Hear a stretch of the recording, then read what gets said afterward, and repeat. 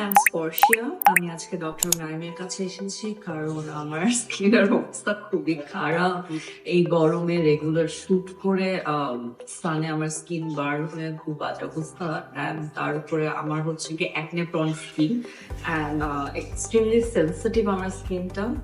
So এই sensitive স্কিনে acne prawn স্কিনে রেগুলার মেকআপ করা এবং সানের নিচে থাকা লাইটের নিচে থাকা কন্টিনিউয়াসলি খুব ক্ষতি করে ফেলে স্কিনের। আর যেহেতু আসলে I work for the screen, so স্ক্রিনের জন্য স্কিনকে ভালো রাখতে হয়।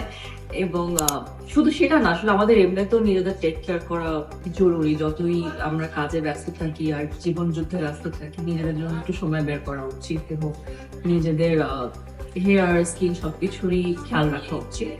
সো সেটার জন্যই আজকে আমি এখানে এসেছি।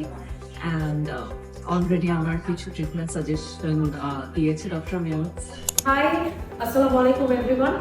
সো আজকে আমার সাথে আমার খুব ফেভারিট একজন মানুষ আছে, আপনাদের সবার পছন্দ মানুষ। শুধু যে আমার পছন্দের মানুষ তা কিন্তু না, জনপ্রিয় অভিনেত্রী স্পর্শিয়া।